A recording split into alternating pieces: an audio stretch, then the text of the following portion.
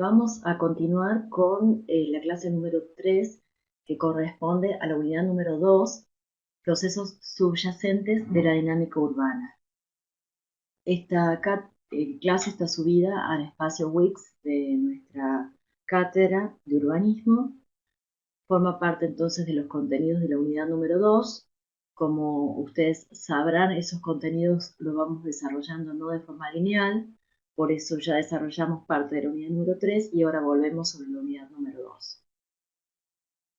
Estamos en nuestro cronograma ubicados en la fecha 13 y 14 de abril. Esta clase teórica corresponde entonces a la actividad prevista para desarrollar el lunes 13 de abril y el martes 14 de abril. Sobre este gráfico conceptual hemos hablado en clases anteriores.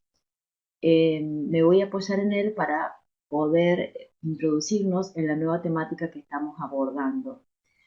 Cuando hablamos del concepto de ciudad, que es el objeto de estudio del urbanismo, dijimos que la ciudad está conformada por una sociedad que habita un territorio bajo una determinada forma de gobierno. Entendimos que el concepto de ciudad está conformado por estos tres aspectos o dimensiones principales: el territorio, la sociedad y el gobierno, que interactúan para producir el hecho urbano. Hay una variable que es determinante y que esta variable engloba, como ustedes lo ven, el concepto de ciudad. Esa variable es la economía. La economía atraviesa el conjunto de todos los problemas del desarrollo. Por eso es muy importante considerar la variable económica, porque la variable económica en el proceso de urbanización va a ser determinante del crecimiento o la dinámica que un determinado centro urbano tenga. Entonces, debemos considerar este aspecto. Los procesos dinámicos, los procesos subyacentes de la dinámica urbana están en relación con la economía de un determinado territorio. La economía es determinante para el proceso de crecimiento o de decrecimiento de un centro urbano. Entonces, si bien las variables económicas son parte del curso de urbanismo 2 y no de urbanismo 1, sí es importante que tengamos esta conceptualización general para poder entender la complejidad del hecho urbano. Si vemos cómo está distribuida la población en nuestro territorio, vamos a ver que tenemos una situación muy heterogénea, con una gran concentración de población en algunas partes de nuestro territorio y con una situación de despoblamiento, podemos decir, en otras. Y eso está asociado a nuestro proceso de urbanización, a nuestra historia, a cómo hemos ido a través de los siglos ocupando este territorio, con qué estrategia política, con qué estrategia económica se ha ido ocupando y cómo se ha ido sosteniendo en el tiempo, fundamentalmente en relación a cuál ha sido nuestro rol económico como país y el rol económico que cada una de las provincias ha ido asumiendo a través del tiempo. Entonces vemos obviamente una gran concentración de población y de centros urbanos en la provincia de Buenos Aires, en la llanura pampeana, lo que es la provincia de Santa Fe, parte de Córdoba, asociado a una actividad económica que siempre ha sido muy importante para nuestro país, como es la producción agrícola ganadera, y una menor población en el resto de las provincias. Hacia el norte, una mejor distribución asociado al modelo de urbanización desde el periodo colonial, y hacia el sur, hacia la Patagonia, vemos un proceso de poblamiento mucho más limitado y lento, asociado también al momento en que se ocupa este territorio, que tiene que ver más con fines del siglo XIX, principios del XX y fundamentalmente durante todo el siglo XX. Entonces, si bien no es objetivo de esta clase explicar el proceso de urbanización de Argentina, sí es importante entender esto, que como crecen los centros urbanos, el crecimiento de los centros urbanos, mejor dicho, está condicionado a la economía de ese territorio. Y esa economía no es estática, sino que evoluciona a través del tiempo y tiene diferentes estadios y diferentes momentos. Por lo tanto, los centros urbanos tienen momentos de crecimiento y momentos de decrecimiento y no es tan lineal como uno puede suponer. Entonces, ¿de qué estamos hablando cuando hablamos de los procesos subyacentes de la dinámica urbana? Hablamos del proceso de crecimiento que los diferentes centros urbanos presentan. ¿Cuál es su dinámica? Quiere decir cuál es su crecimiento. ¿Cómo crecen? ¿Por qué es importante? Porque el crecimiento debe ser planificado, debe ser ordenado, debe ser estudiado para saber de qué manera el territorio se prepara para absorber ese crecimiento, tanto a partir del aprovechamiento de la infraestructura que ya está instalada, como de la nueva infraestructura que sea necesario instalar para absorber ese crecimiento. Entonces, vamos ilustrando cómo hay una asociación entre el crecimiento de los centros urbanos y su base económica. Hay ciudades que tienen una base económica más turística, otras que tienen una base más de tipo administrativo, otras que tienen una base más de tipo industrial.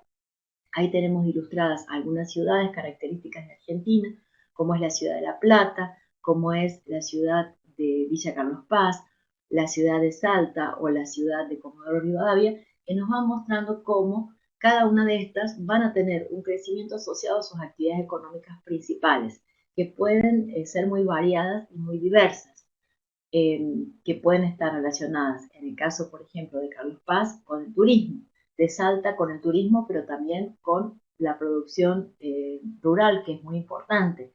En el caso de La Plata con la actividad cívica, al ser la ciudad capital de la provincia de Buenos Aires, tiene toda una actividad administrativa que le da un sentido económico a su actividad. La proximidad también a la ciudad de Buenos Aires le da una dinámica comercial importantísima y también ligada a la universidad. Y en el caso de Comodoro Rivadavia, su actividad estará más asociada con la actividad petrolera, con la actividad pesquera, con los servicios dentro de un territorio amplio que está muy poco poblado. Entonces, cada ciudad tiene su dinámica de crecimiento. También como las ciudades dentro del sistema se van relacionando y se van asociando, van generando diferentes oportunidades económicas y eso va incidiendo en su desarrollo económico. Entonces, ya ahora si miramos el centro urbano, no lo vemos tanto a nivel territorial, sino que ya vemos cada centro urbano en sí mismo, vamos a ver que su crecimiento muchas veces depende de qué tipo de actividades básicas ese centro urbano tiene. Las actividades básicas son aquellas que generan ingresos de dinero desde afuera. Son todas aquellas actividades que implican la fabricación de bienes y servicios para el exterior y por lo tanto son responsables de la afluencia de dinero desde afuera y que se incorpora a la ciudad para su desarrollo. Mientras que las actividades no básicas son aquellas que atienden a las necesidades exclusivas de la propia ciudad. Entre ellas aparecen la industria de consumo, los servicios personales y públicos, el transporte urbano, el comercio. Son actividades económicas internas. Entonces, por supuesto que la ciudad necesita de las dos, pero es la que está referida a las actividades básicas la más importante en cuanto ingreso de dinero desde afuera a la ciudad. Y eso hace que la ciudad tenga un desarrollo cuantitativo y cualitativo mucho más importante que si predominan solo las actividades no básicas. Se trata, por supuesto, de un equilibrio, pero cuando estas actividades básicas son más importantes o son muy importantes, evidentemente el centro urbano tiene más oportunidades de desarrollo. Frente a esto nos encontramos entonces con situaciones de centros urbanos que lejos de crecer pierden población porque no tienen actividades básicas programadas importantes y no ingresa dinero desde afuera, como el caso, por ejemplo, en la provincia de Córdoba, muchos centros urbanos del norte, por ejemplo, del Valle de Tulumba, eh, que tienen una situación de decrecimiento, de pérdida de población, mientras que otros centros urbanos tienen un crecimiento más importante, como es el caso, por ejemplo, de Carlos Paz o de muchos centros urbanos de la región metropolitana que tienen, en el caso de Córdoba, un crecimiento muy importante comparado con otros territorios. Ese crecimiento o esa dinámica entonces puede estar exagerada, puede ser muy importante, o puede ser una situación de decrecimiento donde se va perdiendo población, y esa pérdida de población implica obviamente una también pérdida de actividades económicas para el centro urbano. Entonces es importante ver que la economía, que es determinante del proceso de desarrollo de un territorio, tiene situaciones de gradientes o de fluctuaciones que van a hacer que los centros urbanos no crezcan linealmente, sino que tengan situaciones de crecimiento lineal, situaciones de estancamiento, situaciones de crecimiento importante, que depende fundamentalmente de cómo esas actividades económicas fluctúan. Y hoy en día, debemos decir, las actividades económicas, siempre ha sido así, pero hoy parece más enfatizado, está absolutamente condicionado a lo que sucede con la economía, no solamente provincial ni nacional, sino también global. Los cambios en la economía global determinan muchas veces los procesos de crecimiento de los centros urbanos. Entonces, podemos tomar la estructura de conceptos que adopta Manuel Solá Morales en su libro cuando refiere a cuáles son las causas estructurales de crecimiento y cuáles son las causas no estructurales de crecimiento. Dentro de las causas estructurales del crecimiento reconocemos básicamente dos. Por un lado, los desequilibrios regionales y movimientos migratorios, es decir, por qué estructuralmente los centros urbanos crecen. Una de las razones principales es por los movimientos migratorios que se producen de las áreas rurales a las áreas urbanas o que se producen entre centros urbanos. Este proceso es característico, por ejemplo, del periodo industrial, donde la población rural migra hacia las ciudades, del campo a las ciudades. Y también es característico de determinadas actividades económicas que se asientan en las ciudades y que demandan mano de obra con diferente grado de especialización. En ese caso se producen movimientos migratorios porque esa actividad económica va a receptar mano de obra en cantidad importante, y eso va a hacer que determinados centros crezcan con un gradiente más importante. Otra causa estructural del crecimiento es la industrialización, ¿no? Está asociada a estos movimientos migratorios que veíamos recién, la presencia de actividades económicas que transforman la materia prima, las actividades secundarias, incluso también algunas actividades terciarias, van a producir procesos de incorporación de población y eso determina el crecimiento de las ciudades. Pero también hay causas no estructurales o indirectas del crecimiento urbano. Esas causas indirectas del crecimiento urbano tienen que ver con el mercado del suelo, fundamentalmente, ¿sí? Y con las políticas, que es el siguiente punto que vamos a ver. Con el mercado del suelo, básicamente porque es la dinámica del suelo, la dinámica económica del suelo, la que va a hacer que la ciudad o su territorio no sea tampoco homogéneo. El territorio donde se localiza la ciudad y se desarrolla la ciudad no sea homogéneo, sino que haya zonas que tienen una intervención del mercado y que sean o más atractivas o menos atractivas para el desarrollo urbano. Entonces, dentro del territorio que ocupa una ciudad hay acciones del mercado que determinan que determinados lugares de la ciudad tengan una determinada forma de crecimiento y otros otra. Y esto también obviamente se puede visualizar dentro del sistema de ciudades que conforman el territorio donde se inserta una ciudad X que yo esté estudiando. Y otro aspecto importante son las políticas que pueda implementar el Estado. Si el Estado tiene una política de desarrollo de vivienda, o si el Estado tiene una política de desarrollo de empleo, entonces esas políticas van a obviamente incidir en cómo ese centro urbano va a crecer. Entonces me parece muy importante que entendamos esta situación. Repasamos, tenemos entonces causas directas del crecimiento que tienen que ver con los movimientos migratorios y los procesos de industrialización básicamente, y causas indirectas del crecimiento que tienen que ver con el mercado del suelo y con las políticas de fomento y planificación. Estos conceptos son fundamentales para entender cómo es la dinámica de crecimiento de las ciudades. Bien, veamos cómo algunos autores interpretan cómo viene siendo el crecimiento de las ciudades y principalmente de aquellas ciudades que tienen hoy en día, que se desarrollan dentro de un contexto metropolitano, como es el caso de la ciudad de Córdoba.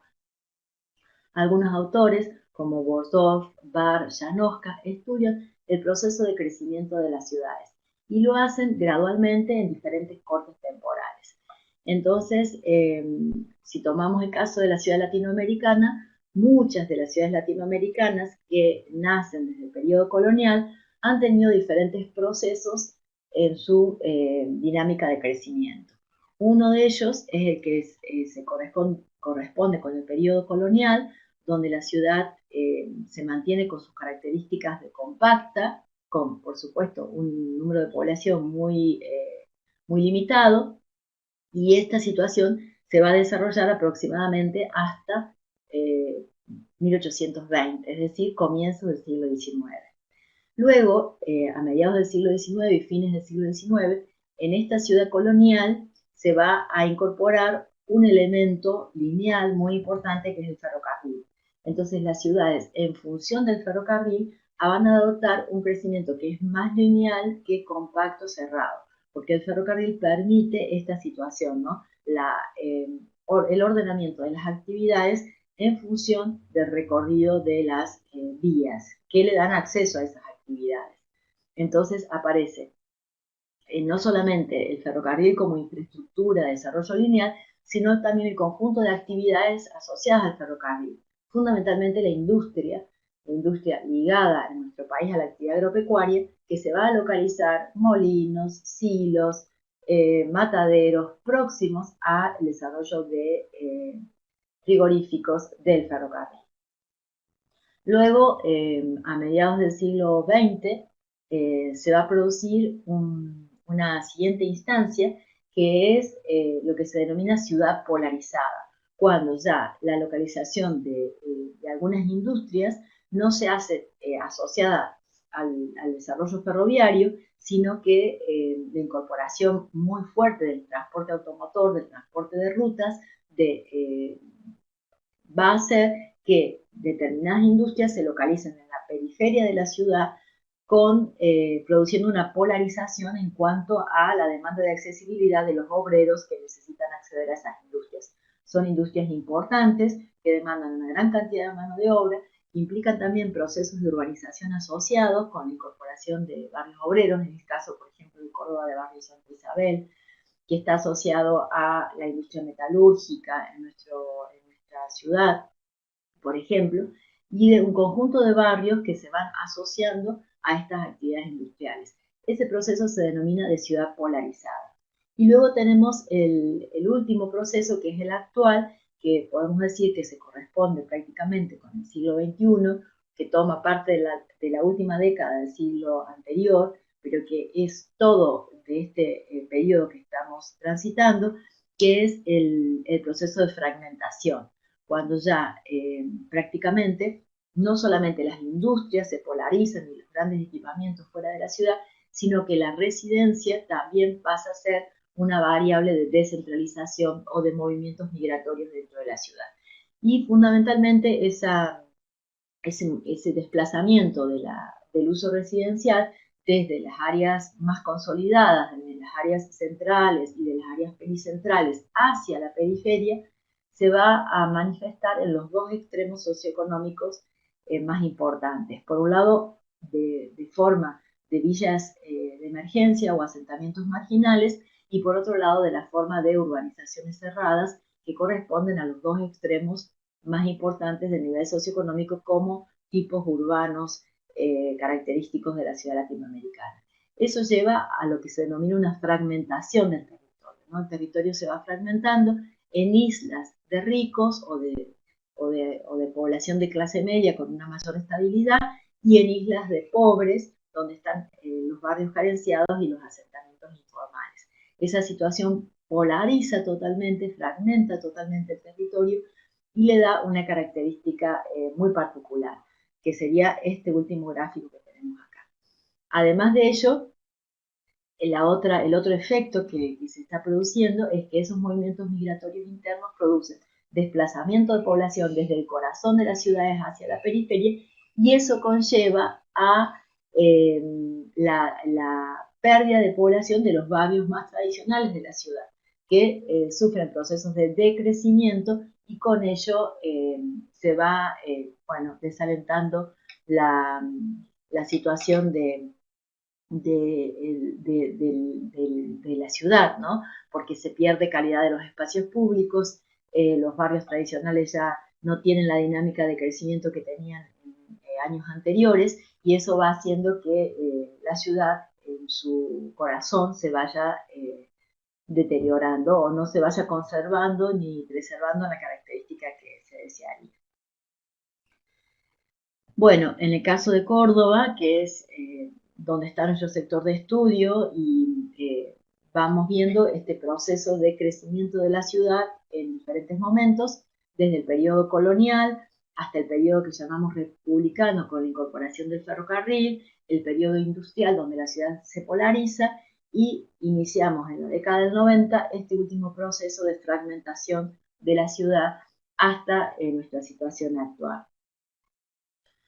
Vamos viendo cómo también entonces, como referimos a dinámica, y dinámica tiene que ver con la incorporación de población o la pérdida de población, vamos viendo en el caso de la ciudad de Córdoba, que es el caso que tenemos para ejemplificar, cómo partimos de una situación en el siglo XIX con una determinada cantidad de población. Por ejemplo, para 1869 la población era de casi 35.000 habitantes en la ciudad de Córdoba, y cómo a medida se van incorporando actividades económicas, como es, por ejemplo, el ferrocarril y toda la industria asociada al ferrocarril, y cómo se incorpora población a través de los diferentes movimientos migratorios, a comienzos del siglo XIX, esa población va a ascender a 135.000 habitantes, con una tasa de crecimiento muy importante, que se empieza a incrementar y se empieza a acelerar.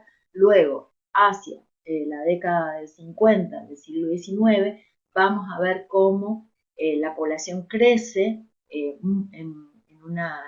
un porcentaje muy alto, con una tasa de casi el 3 por mil, como consecuencia de la incorporación de la industria, que se va a intensificar en la década del 60 y se va a seguir sosteniendo durante la década del 70 y la década del 80.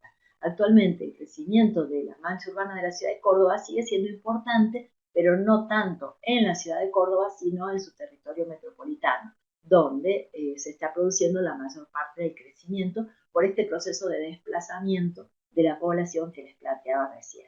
Entonces tenemos que en la década del 90 la tasa de crecimiento empieza a variar decreciendo, y a comienzos del siglo XXI esta tasa es muy inferior al ritmo que venía teniendo anteriormente.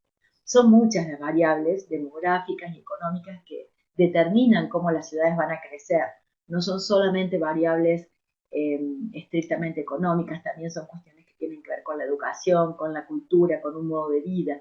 Pero bueno, en este caso nosotros estamos tratando de generalizar para ir introduciéndolos a ustedes en el concepto de dinámica. Y ya tenemos entonces en el siglo XXI, a comienzos del siglo XXI, un proceso que nos muestra cómo ese crecimiento de las ciudades se manifiesta fundamentalmente en las áreas periurbanas, en la periferia de las ciudades. Todas las ciudades de gran escala empiezan a sufrir este proceso de urbanización de sus bordes. En el caso de Córdoba vemos a través de estas imágenes cómo se van desarrollando un conjunto de actividades sobre la periferia urbana. Muchas de ellas son nuevas actividades y otras se están produciendo por estos movimientos migratorios de población, que es población que sale de las áreas centrales, pericentrales, de los barrios tradicionales hacia la periferia en busca de mejores condiciones de vida para la ciudad. Ese proceso produce una distorsión en el crecimiento y hace que las ciudades tengan un comportamiento poco sustentable. ¿Por qué? Porque necesitamos mucho más energía para poder desplazarnos, necesitamos más transporte público, más transporte privado, hay un desaprovechamiento de las infraestructuras ya instaladas en los espacios más tradicionales de la ciudad y la necesidad de construir infraestructura nueva en la periferia. Ese proceso obviamente produce situaciones de insostenibilidad, porque no hay economía urbana que pueda sostener de una forma aceptable esa forma de crecimiento, sobre todo cuando nos referimos a las ciudades latinoamericanas. Este proceso, que está muy intensificado en Latinoamérica, está mucho más controlado en ciudades europeas, por ejemplo, donde el crecimiento no se da por extensión o por expansión dominantemente, sino que se da a través de procesos de conservación, de consolidación, de densificación de las áreas pericentrales, incluso del centro de esas ciudades. Este fenómeno, que para poder explicarlo necesitamos avanzar en el curso de Urbanismo 2, el fenómeno de metropolización, es un fenómeno que tiene que ver con el sistema de ciudades y las relaciones de influencia y afluencia que se desarrollan entre ellas, en el caso de Córdoba, con 56 localidades que forman parte de la región metropolitana de Córdoba. Es importante nombrarlo, enunciarlo, decir que hay un proceso de metropolización que en el caso de algunas ciudades va a generar toda una dinámica de crecimiento particular. Un caso es el de Córdoba, ¿no? Estamos dentro de un territorio que está metropolizado. Sí nos importa en el curso de urbanismo, que estamos transitando, entender todos los procesos que se producen dentro del centro urbano. Y dentro del centro urbano, entendiendo que las ciudades tienen tres áreas básicas, en el caso de Córdoba, el área central, el área pericentral o intermedia y el área periférica. Dentro del área periférica se van a producir muchos procesos de crecimiento con diferentes gradientes o cualidades. En general, todo lo que se produce en la periferia se denomina extensión de la urbanización, ¿no? La incorporación de nuevas urbanizaciones, la incorporación de un nuevo trazado, de nuevas infraestructuras, de nuevos equipamientos, de nuevos espacios verdes. Ese proceso se denomina extensión. La mancha urbana se va corriendo y va incorporando nuevo tejido urbano. Ese es un proceso de extensión urbana. Eso va, obviamente, demandando cada vez más infraestructura de todo tipo y afecta, obviamente, la movilidad de la ciudad. Dentro de ese proceso de extensión, el proceso de extensión obviamente se desarrolla en las áreas, decíamos recién, periféricas, por lo tanto a veces se lo denomina periurbanización, y de acuerdo a diferentes autores, en este curso vamos a interpretar que ese proceso de extensión de la urbanización se puede manifestar a través de suburbanizaciones, donde predomina lo urbano sobre lo rural, o rururbanizaciones, donde predomina lo rural sobre lo urbano. Estamos en el límite de las zonas urbanas con las zonas rurales. En ese límite hay situaciones donde predomina lo urbano y hay situaciones donde predomina lo rural. Toda esa gran faja, mancha de la ciudad que tiene esta condición de periurbanización forma parte del proceso de extensión de la ciudad. En ese proceso de extensión de la ciudad se dan lo que decíamos recién, procesos de fragmentación, de separación física entre grupos socioeconómicos diferentes y tipos urbanos diferentes. Una cosa son los asentamientos informales, no planificados, sin un trazado adecuado, sin una infraestructura adecuada, y otra cosa son, por ejemplo, las urbanizaciones cerradas, que van en el otro extremo, que es un tipo urbano cerrado, con una característica de no integración a la trama de la ciudad. Entonces, en esos dos extremos se dan grandes procesos de fragmentación física y social, que cuando hablamos de fragmentación física utilizamos el término fragmentación, y cuando hablamos de separación social utilizamos el término segregación. Hablamos de fragmentación física y de segregación social. Ese proceso de llevar a los dos extremos la situación social de la población en la periferia también se denomina guetización, ¿no? Se conforman guetos o islas de ricos e islas de pobres.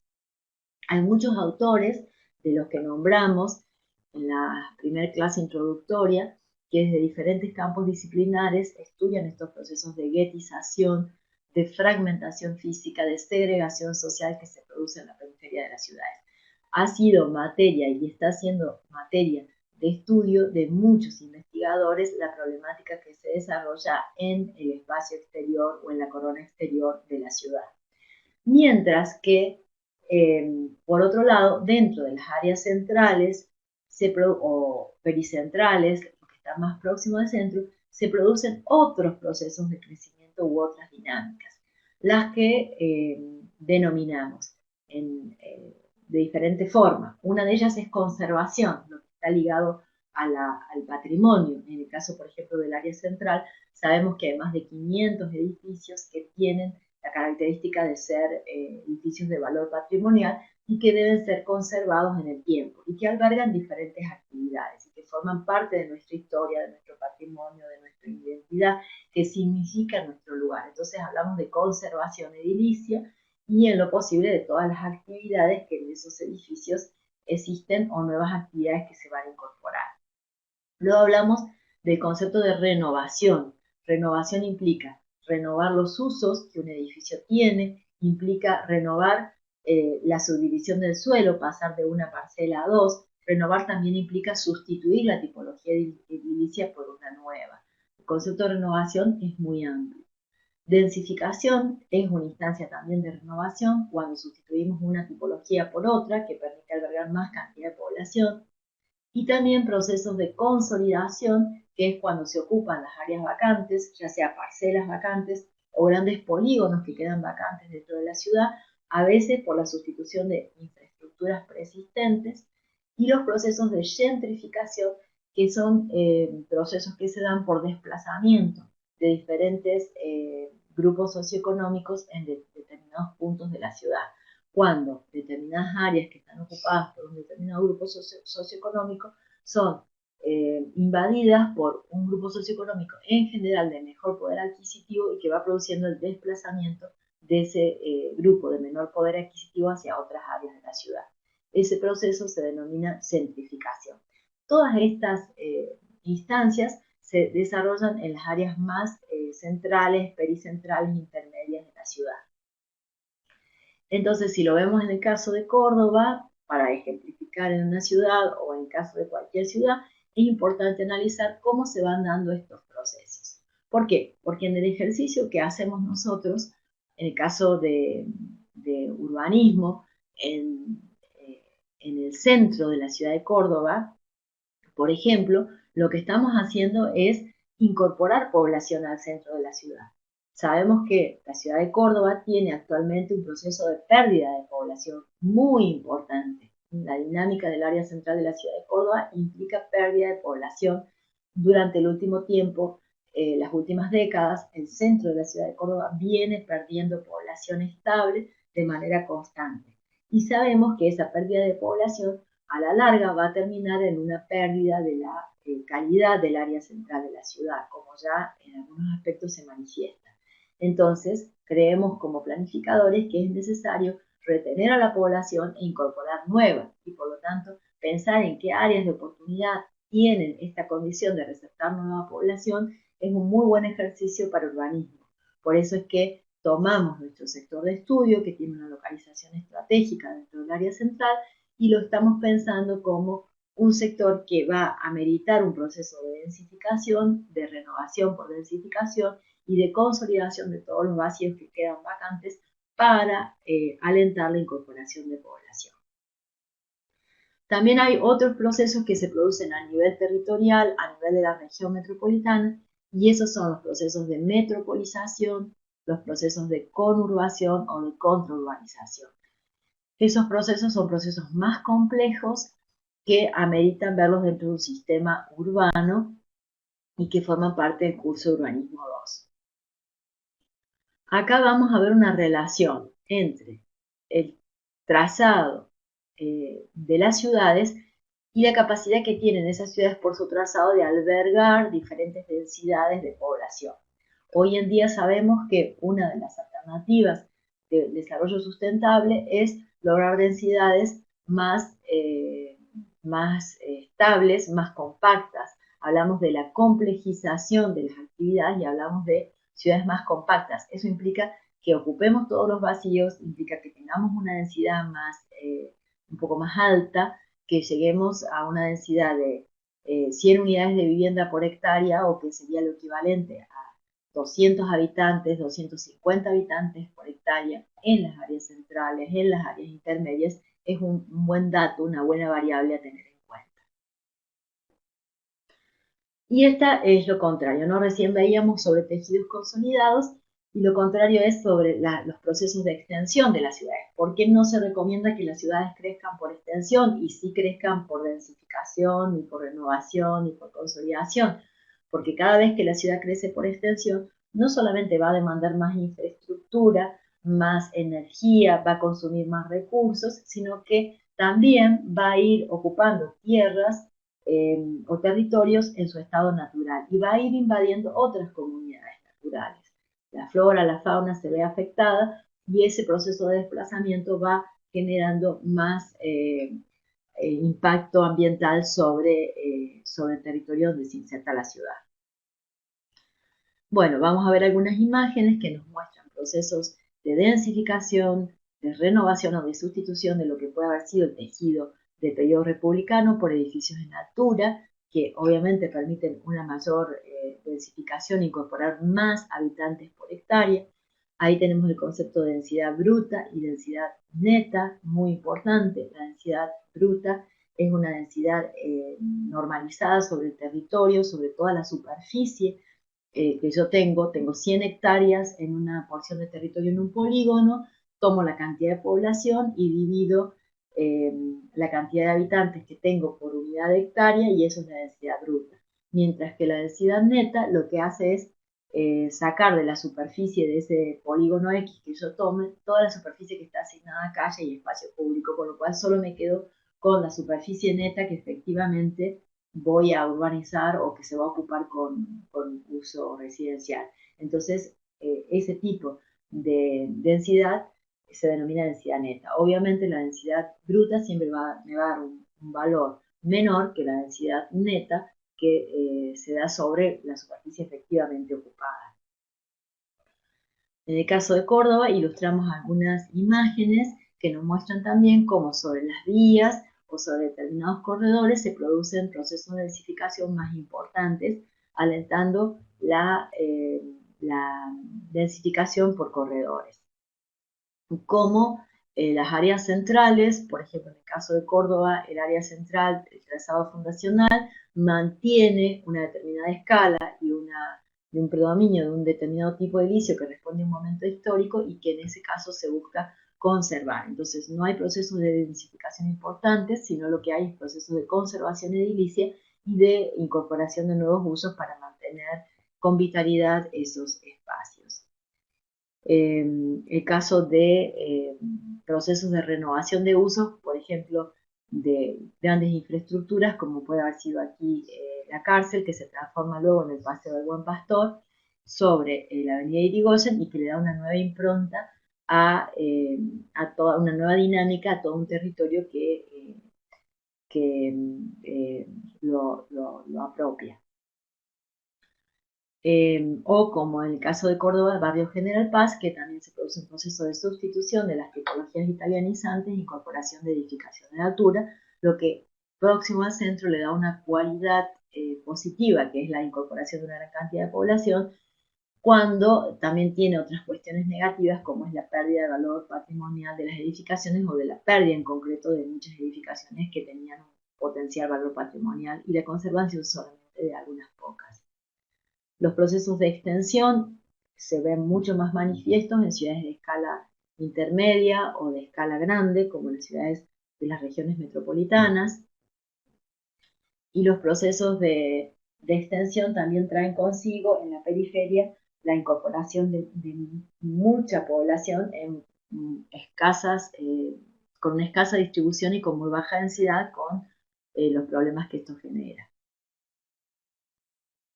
El proceso de consolidación de espacios que van quedando vacantes dentro de la ciudad, que pueden ser pequeñas parcelas o grandes bolsones de tierra que por especulación se han conservado sin ocupar y que deben ser ocupados para alentar un crecimiento homogéneo de la ciudad. los procesos de fragmentación que se producen por contraste entre diferentes grupos socioeconómicos, a veces separados por barreras físicas, como puede ser en este caso la avenida de circunvalación, entre zonas más degradadas y con menor calidad urbana y otras zonas que tienen todos estos servicios y que lo hacen de una manera particular. Bien, acá vamos viendo diferentes situaciones de cómo se va dando ese crecimiento urbano.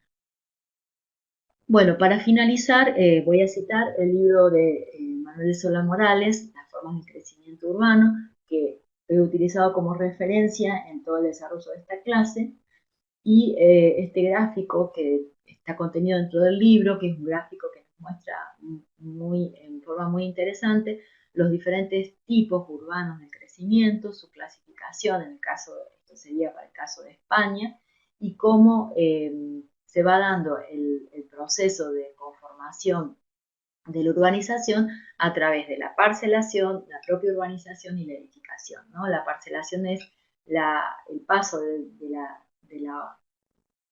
trazado rural al trazado urbano, cómo es ese trazado urbano, cómo es ese almacenamiento, cómo es ese parcelamiento, el proceso de urbanización que implicaría la incorporación de la infraestructura, eh, básicamente, y el proceso de edificación es cuando estas parcelas se ocupan y finalmente se desarrolla el centro urbano o la parte del centro urbano a la que nos estemos refiriendo.